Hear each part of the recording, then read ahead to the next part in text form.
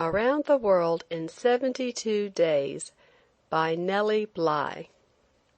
Chapter 15. 120 Hours in Japan. After seeing Hong Kong with its wharfs crowded with dirty boats manned by still dirtier people, and its streets packed with a filthy crowd, Yokohama has a cleaned-up Sunday appearance. Travelers are taken from the ships, which anchor some distance out in the bay, to the land in small steam launches. The first-class hotels in the different ports have their individual launches, but like American hotel omnibuses, while being run by the hotel to assist in procuring patrons, the traveler pays for them just the same. An import as well as an export duty is charged in Japan, but we pass the custom inspectors unmolested. I found the Japanese jinricksha men a gratifying improvement upon those I had seen from Ceylon to China. They presented no sight of filthy rags, nor naked bodies, nor smell of grease. Clad in neat navy blue garments, their little pudgy legs encased in unwrinkled tights, the upper half of their bodies in short jackets with wide flowing sleeves, their clean, good-natured faces peeping from beneath comical mushroom-shaped hats, their blue-black wiry locks cropped just above the nape of the neck, they offered a striking contrast to the jinricksha men of other countries. Their crests were embroidered upon the back and sleeves of their top garment, as are the crests of every man, woman, and child in Japan. Rain the night previous had left the streets muddy and the air cool and crisp, but the sun creeping through the mistiness of early morning fell upon us with most gratifying warmth. Wrapping our knees with rugs, the rickshaw men started off in a lively trot to the Pacific Mail and O&O Company's office, where I met discourteous people for the first time since I left the P&O Victoria, and these were Americans too. The most generous excuse that can be offered for them is that they have held their position so long that they feel they are masters, instead of a steamship company's servants. A man going into the office to buy a ticket to America was answered in the following manner by one of the head men. "You'll have to come back later if you want a ticket. I'm going to lunch now." I stayed at the Grand Hotel while in Japan. It is a large building with long verandas, wide halls, and airy rooms, commanding an exquisite view of the lake in front. Barring an enormous and monotonous collection of rats, the Grand would be considered a good hotel even in America. The food is splendid and the service excellent. The Japs, noiseless, swift, anxious to please, stand at the head of all the servants I encountered from New York to New York, and then they look so neat in their blue tights and white linen jackets. I always have an inclination to laugh when I looked at the Japanese men in their native dress. Their legs are small and their trousers are skin tight. The upper garment, with its great wide sleeves, is as loose as the lower is tight. When they finish their get-up by placing their dishpan-shaped hat upon their heads, the wonder grows how such small legs can carry it all.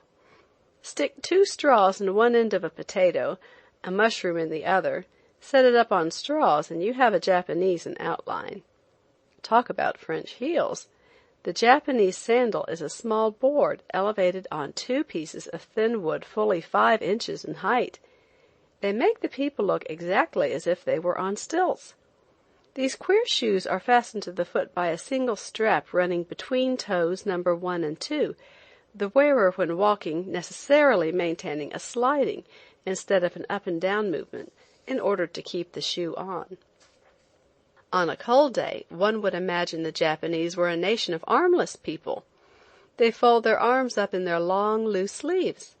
A Japanese woman's sleeves are to her what a boy's pockets are to him.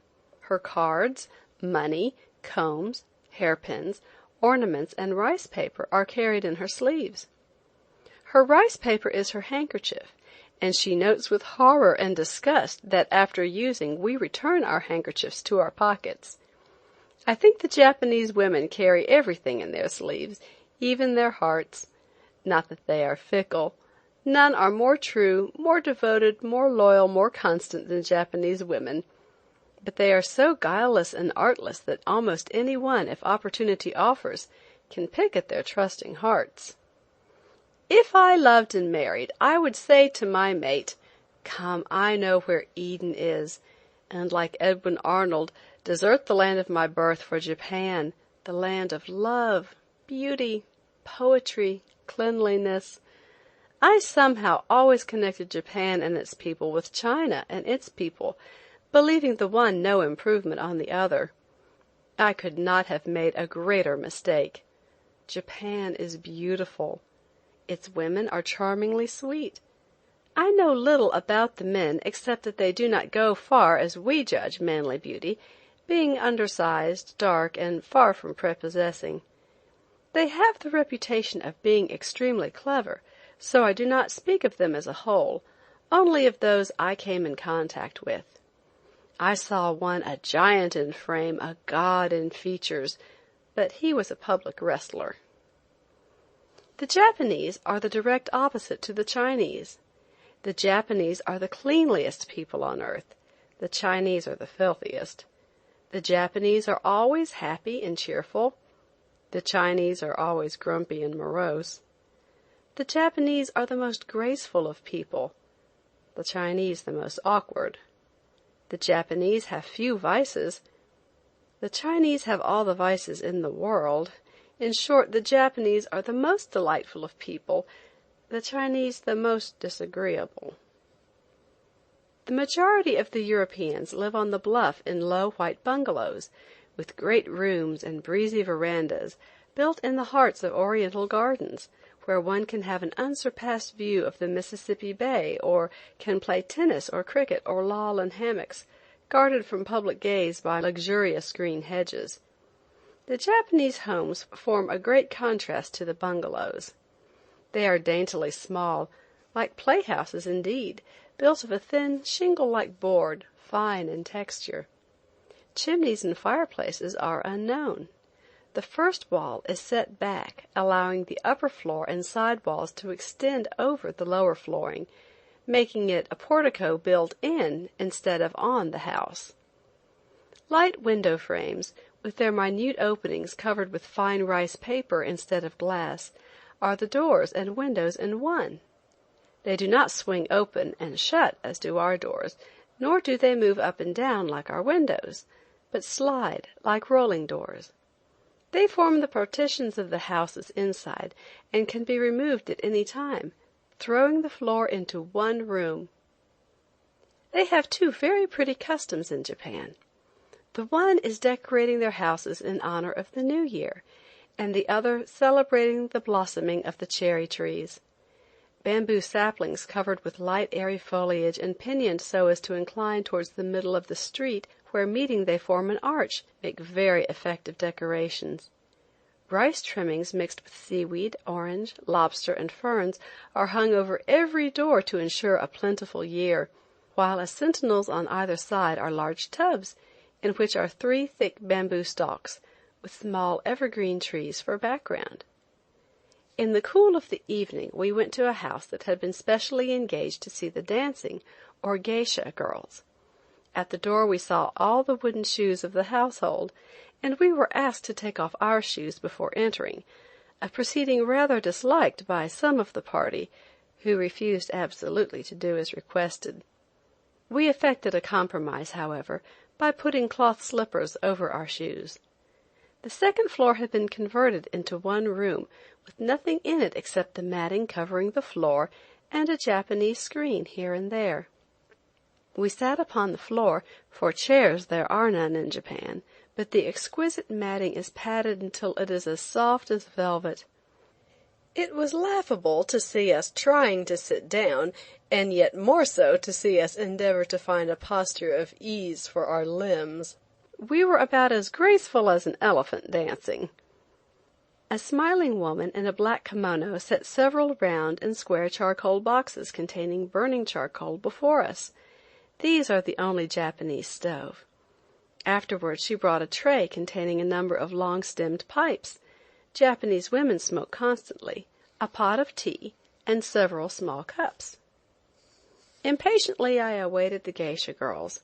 In the tiny maidens glided at last, clad in exquisite trailing angel-sleeved kimonos. The girls bow gracefully, bending down until their heads touch their knees, then kneeling before us murmur gently a greeting which sounds like Koinbanwa, drawing their breath in with a long hissing suction, which is a token of great honor. The musicians sat down on the floor and began an alarming dim upon the samisens, drums, and gongs, singing meanwhile through their pretty noses. If the noses were not so pretty, I am sure the music would be unbearable to one who has ever heard a chest note. The geisha girls stand posed, with open fan in hand above their heads, ready to begin the dance. They are very short with the slenderest of slender waists. Their soft and tender eyes are made blacker by painted lashes and brows. Their midnight hair, stiffened with a gummy wash, is most wonderfully dressed in large coils and ornamented with gold and silver flowers and gilt paper pompons. The younger the girl, the more gay is her hair. Their kimonos, of the most exquisite material, trail all about them, and are loosely held together at the waist with an obi sash. Their long flowing sleeves fall back, showing their dimpled arms and baby hands. Upon their tiny feet they wear cunning white linen socks cut with a place for the great toe. When they go out they wear wooden sandals. The Japanese are the only women I ever saw who could rouge and powder and be not repulsive, but the more charming because of it.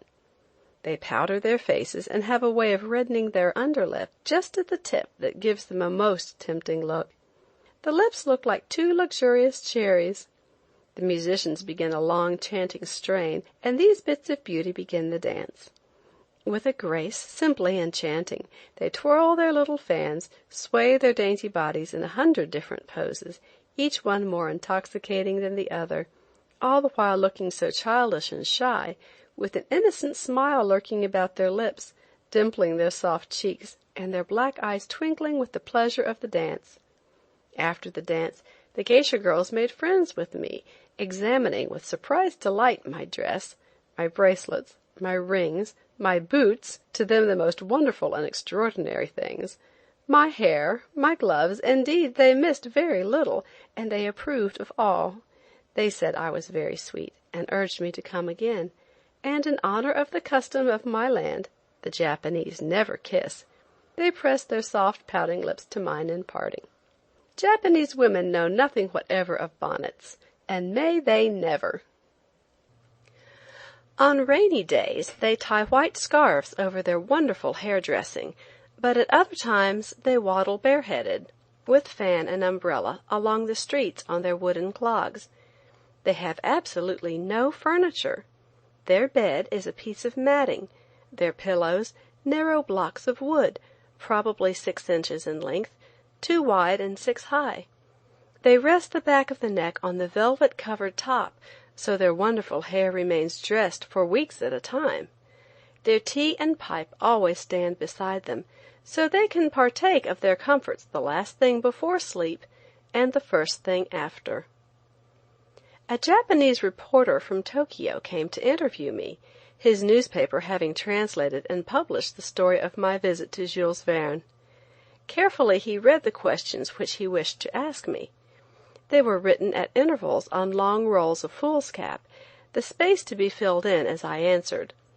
I thought it ridiculous until I returned and became an interviewee. Then I concluded it would be humane for us to adopt the Japanese system of interviewing. I went to Kamakura to see the great bronze god, the image of Buddha, familiarly called Daibutsu. It stands in a verdant valley at the foot of 2 mountains. It was built in 1250 by Onogoro-Yaemen, a famous bronze caster, and is 50 feet in height. It is sitting Japanese style, 98 feet being its waist circumference. The face is 8 feet long, the eye is 4 feet, the ear 6 feet 6 1/2 inches, the nose 3 feet 8 1/2 inches. The mouth is 3 feet 2 1/2 inches, the diameter of the lap is 36 feet, and the circumference of the thumb is over 3 feet. I had my photograph taken sitting on its thumb with 2 friends, one of whom offered $50,000 for the god. Years ago, at the feast of the god, sacrifices were made to Diabutsu. Quite frequently the hollow interior would be heated to a white heat, and hundreds of victims were cast into the seething furnace in honor of the god. It is different now, sacrifices being not the custom, and the hollow interior is harmlessly fitted up with tiny altars and a ladder stairway by which visitors can climb up into Diabutsu's eye, and from that height view the surrounding lovely country. We also visited a very pretty temple nearby, saw a famous fan tree and lotus pond, and spent some time at the most delightful tea house, where two little Jap girls served us with tea and sweets. I also spent one day at Tokyo, where I saw the Mikado's Japanese and European castles, which are enclosed by a 50-foot stone wall and 3 wide moats. The people in Tokyo are trying to ape the style of the Europeans. I saw several men in native costume riding bicycles. Their roads are superb. There is a streetcar line in Tokyo, a novelty in the East, and carriages of all descriptions. The European clothing sent to Japan is at least ready-made, if not second-hand. One woman I saw was considered very stylish. The bodice of a European dress she wore had been cut to fit a slender, tapering waist. The Japanese never saw a corset, and their waists are enormous. The woman was able to fasten one button at the neck, and from that point the bodice was permitted to spread. She was considered very swell. At dinner one night I saw a Jap woman in a low-cut evening dress with nothing but white socks on her feet. It would fill a large book if I attempted to describe all I saw during my stay in Japan. Going to the great Shiba temple, I saw a forest of superb trees. At the carved gate leading to the temple were hundreds of stone and bronze lanterns, which alone were worth a fortune. On one side of the gate were gigantic carved images of ferocious aspect. They were covered with wads of chewed paper. When I remarked that the school children must have made very free with the images, a gentleman explained that the Japanese believed if they chewed paper and threw it at these gods, and it stuck, their prayers would be answered. If not, their prayers would pass unheeded. A great many prayers must have been answered. At another gate I saw the most disreputable-looking god. It had no nose. The Japanese believe if they have a pain or ache, and they rub their hands over the face of that god, and then where the pain is located, they will straightway be cured. I can't say whether it cured them or not, but I know they rubbed away the nose of the god. The Japanese are very progressive people. They cling to their religion and their modes of life, which in many ways are superior to ours, but they readily adopt any trade or habit that is an improvement upon their own. Finding the European male attire more serviceable than their native dress for some trades, they promptly adopted it. The women tested the European dress, and finding it barbarously uncomfortable and inartistic, went back to their exquisite kimonos, retaining the use of European underwear, which they found more healthful and comfortable than the utter absence of it, to which they had been accustomed. The best proof of the comfort of kimonos lies in the fact that the European residents have adopted them entirely for indoor wear. Only their long subjection to fashion prevents their wearing them in public. Japanese patriotism should serve as a model for us careless Americans. No foreigner can go to Japan and monopolize a trade. It is true that a little while ago they were totally ignorant of modern conveniences. They knew nothing of railroads, or streetcars, or engines, or electric lighting. They were too clever, though, to waste their wits in efforts to rediscover inventions known to other nations, but they had to have them. Straightway they sent to other countries for men who understood the secret of such things, and at fabulous prices and under contracts of 3, 5, and occasionally 10 years' duration, brought them to their land. They were set to work, the work they had been hired to do, and with them toiled steadily and watchfully the cleverest of Japanese. When the contract is up, it is no longer necessary to fill the coffers of a foreigner. The employee was released, and their own man, fully qualified for the work, stepped into the position. And so in this way they command all business in their country. Kimonos are made in 3 parts, each part an inch or so longer than the other. I saw a kimono a Japanese woman bought for the holidays. It was a suit, gray silk crepe, with pink peach blossoms dotting it here and there. The whole was lined with the softest pink silk, and the hem, which trails, was thickly padded with a delicate perfume sachet. The underclothing was of the flimsiest white silk. The whole thing cost $60, $1.50 of which paid for the making. Japanese clothing is sewed with what we call a basting stitch, but it is as durable as it could be if sewed with the smallest of stitches. Japanese women have mirrors in which they view their numerous charms. Their mirrors are round, highly polished steel plates, and they know nothing whatever of glass mirrors. All the women carry silk card cases in their long sleeves, in which are their own diminutive cards. English is taught in the Japan schools, and so is gracefulness. The girls are taught graceful movements, how to receive, entertain, and part with visitors, how to serve tea and sweets gracefully, and the proper and graceful way to use chopsticks. It is a pretty sight to see a lovely woman use chopsticks. At a tea house or at an ordinary dinner, a long paper laid at one's place contains a pair of chopsticks, probably 12 inches in length, but no thicker than the thinner size of lead pencils. The sticks are usually whittled in one piece and split only half apart to prove that they have never been used. Everyone breaks the sticks apart before eating, and after the meal they are destroyed. An American resident of Japan told me of his going to see a cremation. The Japanese graveyard is a strange affair, with the headstones set close together, leaving the space for the graves less than the size of a baby's grave in America. As soon as the breath has left a body, it is undressed and doubled up head to feet, and is made to go in a very small bamboo box built in imitation of a Japanese house. This house may cost a great deal of money. It is carried along the streets on 2 poles to the place where it is to be cremated, where it is given in charge of the cremator, and the friends go back to their homes until the following day, when they return for the ashes, which are generally placed in an urn and buried. The American of whom I spoke made arrangements with the cremator, and accompanied by a friend, walked to the place in the country and waited out of sight until the mourners had vanished, before they dared to draw near enough to see the cremation. They had walked quite a distance dinnerless, and said naively that the odor was like that of veal, and it made him ravenously hungry. A small hole about 3 feet long is made in the earth, and in it the fire is built. When it was the proper heat, the box was set over it, and in an instant it was consumed. The body released from its doubled position straightened out. The lower half being over the fire was soon cremated, excepting the feet and knee joints. The man in charge carefully pulled the upper part of the body over the fire, and with the same large fork put the half-consumed feet and knee joints under the arms. In less than an hour all that remained of the body was a few ashes in the bottom of the pit. While the cremator was explaining it all to the gentleman, he repeatedly filled his little pipe and lit it with the fire from the burning body.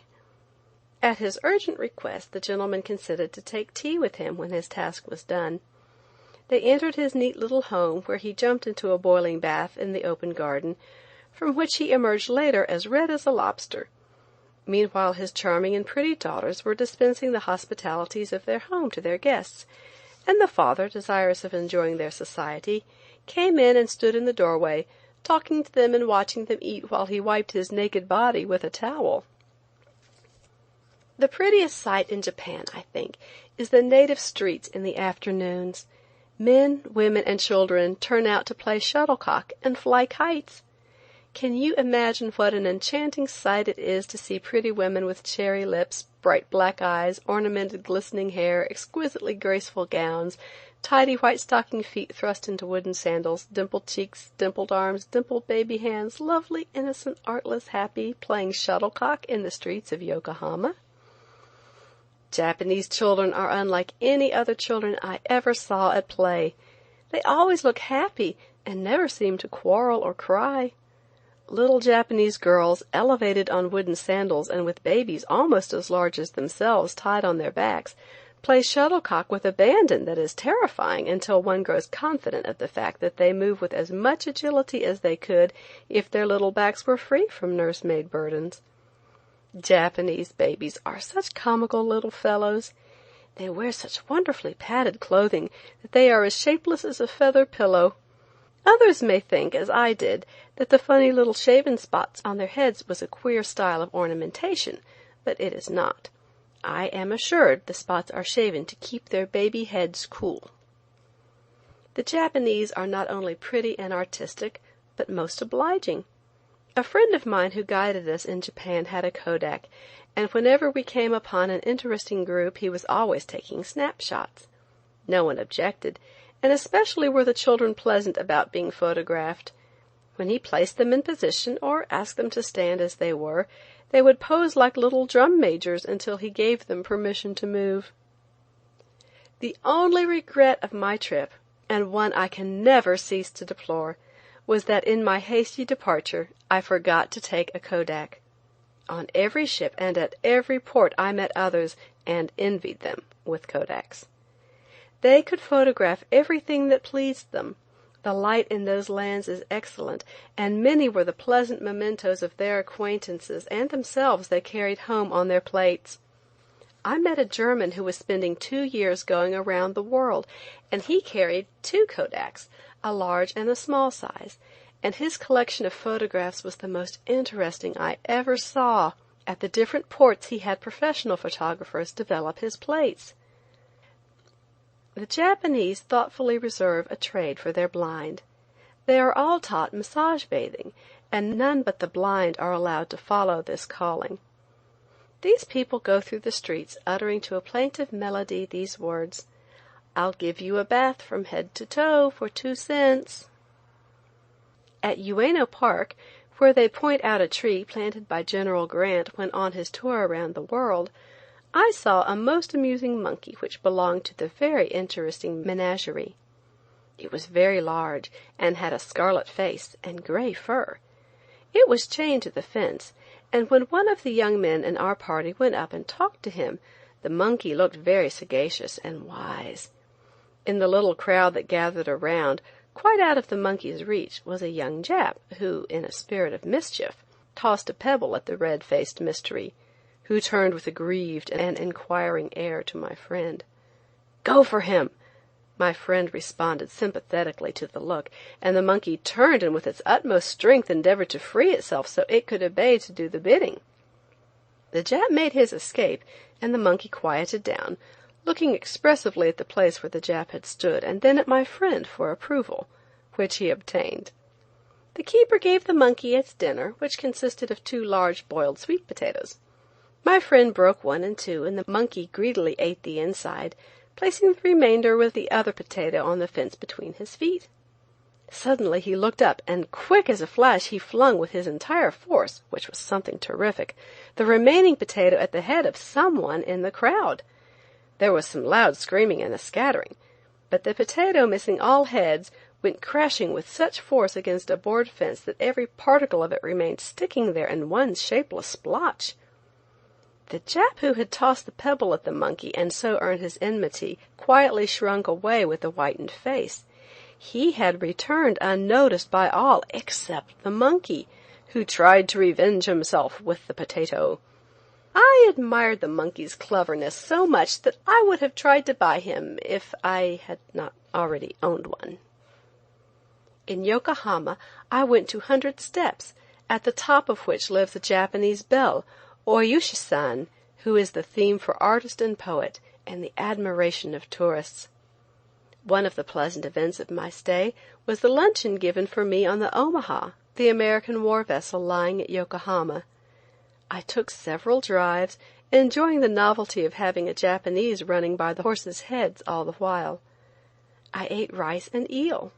I visited the curio shops, one of which is built in imitation of a Japanese house, and was charmed with the exquisite art I saw there. In short, I found nothing but what delighted the finer senses while in Japan. End of chapter 15.